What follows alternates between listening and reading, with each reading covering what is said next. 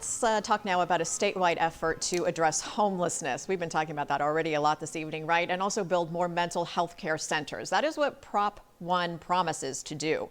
The $6 billion bond within this would use funds from California's so-called millionaire tax to increase facility capacity for the people most in need of mental health and substance abuse treatment. To really understand Prop 1, you kind of have to go back a bit, back 20 years to be specific, because that's when California voters passed Prop 68.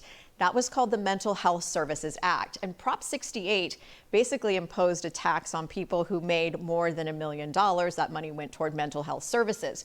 Prop 1 would not change that tax itself, but it would shift what's done with the money, building more mental health treatment centers and provide housing for the homeless. There's a certain number of veterans that are supposed to be serviced as well. The San Diego County Board of Supervisors voted 3-2 to endorse the proposition. Now, the supervisors who voted against supporting it believe Prop 1 is basically not in the interest of all San Diegans. Supervisor Joel Anderson, for example, says he worries the bond will come at a cost to San Diegans who are already receiving behavioral health services. I'm all for raising other people's standards, but not at the cost of our young people. One of the biggest challenges we face here is lack of infrastructure, lack of facilities, lack of beds where people can get treatment. So if Prop 1 does pass, and we're still waiting for the numbers on that, the state will get 10% of the money from the millionaire income tax, which would be up from the 5% it gets now, meaning the counties would get a little bit less.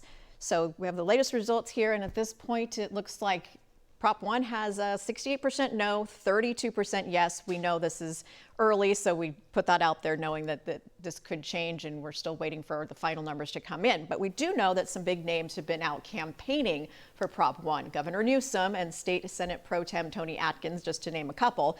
But there has also been strong opposition. So joining me to talk about that, James Canning is a Democratic strategist and podcaster. How you doing? Nice to have you here. Political commentator and podcaster also Philip Mariello is on our far right here, and Laura Hallgren is a former San Diego Superior Court judge. We're glad you're all here to chat about it. Let's start with you, James. Sure. So county supervisors vote 3-2 to support it, even though the county is basically losing some control over the funding. So explain to me, what's the thinking here? Why was this something they decided to support? Because we can't keep doing the same thing. It's been 20 years and the system isn't working the way it needs to work. And this is a long-term investment we're going to make in the types of systems we need. We're seeing more preventative care being put in place by local counties and cities. And the reality is this will help fund that preventative care, not just crisis care. We've been running after the problem, but the reality is we should be helping people before we even get to the crisis then. Isn't there some concern, though, that this could hurt certain services that people are already getting right now? For example, we've had people mention that, some critics mentioned that some of the PERT teams, for example, might be something that wouldn't get as much funding. What are the concerns about what could lose funding? I think those are false narratives. I mean, the reality is you have to trust your counties and your community leaders to figure out what's the best in that neighborhood or for their neighborhoods. The reality is if we prevent people from going into mental health situations, then we may not need or require the PERT on the end, but it's not going to go away right away. I mean, they're going to do the best for the community. Philip, you did a whole podcast on this just a couple weeks ago, so I know you could talk for more than an hour about why you did not support it. But let's kind of get it down to the basics of why. I know one of the things is because you say even though this is not technically a tax, it will cost California taxpayers billions of dollars in the end. And to talk about the other reasons why this was something you didn't support. Right, and to that point about it not being a tax, that's always the slick language a lot of politicians like to say is that this won't raise taxes by 1 cent, but it has to be paid back eventually. And $6 billion over the course of how long it has to take, it'll probably end up being closer to $10 billion with interest and inflation by the time it's all said and done. So we're gonna have to pay that back eventually, whether that comes in the form of new tax. But I think as people are starting to learn more about Prop 1, I think they're tired of the same old, same old. We've spent $18 billion on homelessness. They're looking at this seeing another $6 billion. And the more people are learning about it, I think those early poll results show that people are not really trusting the government in Sacramento to take care of homelessness and giving them a blank check to throw billions more at a problem like Prop 1. But there's no answer. You don't have an answer. You're just saying don't spend the money. But the reality is we've been spending this money making some change, but the reality is we're shifting the paradigm here so we can go to preventative care versus this crisis-sponsored care that's been happening for so long that so many communities have had to shift their focus on. But there's no other answer. But I think California voters look at this and they say, why am I going to give you more money if we've already spent so much and nothing has really changed? And we've seen homelessness increase. And I think there's a lot of other issues that people have with this in terms of shifting power away from the counties.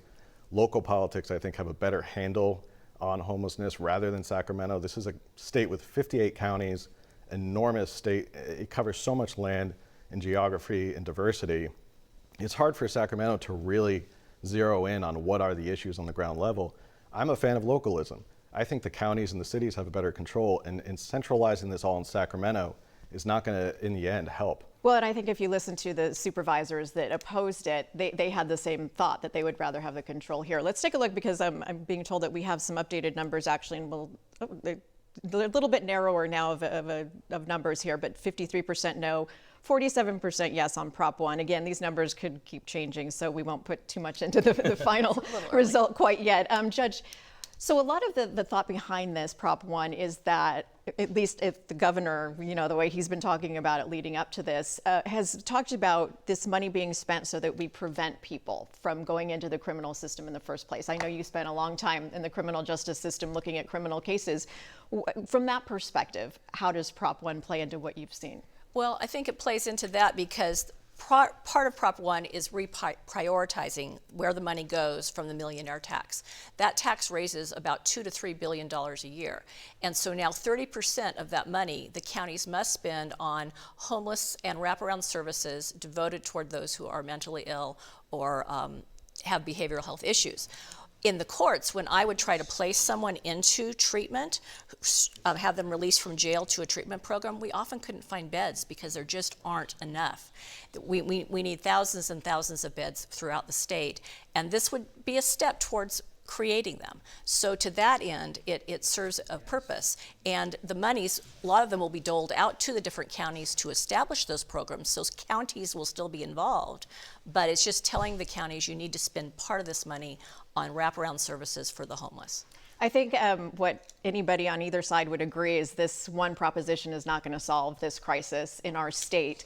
That being said, whether this passes or not, I'd like to just ask each of you, going forward, what do you think that we need to do in addition to this? Big picture, what do we need to be thinking about here in California? Philip, we'll start with you. Affordability. It's the #1 issue in California. And UC San Francisco came out with a survey. They actually did one of the most comprehensive surveys of those who are homeless in California. And the #1 issue is affordability. A lot of people who are homeless said $300 would have made a huge difference for me having a roof over my head or paying for my mortgage. We're talking about, that's the #1 issue, and we're talking about something that has nothing really to do with why people are ending up on our streets. A lot of homeless here in California are homegrown. They are losing their homes. They're getting kicked out of their apartments based on affordability. And until we start to really seriously look at why is California not affordable anymore, homelessness is never going to be solved no matter how much money we throw at it. Judge? Prisons and jails are the largest mental health provider in our state. And it is expensive to keep people in the prisons and jails. If we instead took the money and put it into services treating people outside, we would save money and also be promoting mental health. So that is where the focus should be. Which is, I know, a lot of what Care Court talks about, right? So that plays into it. James, what do you think? Yeah, I think it's local coordination. Phil said that the local politicians should be allowed to do what they need to do to make things happen.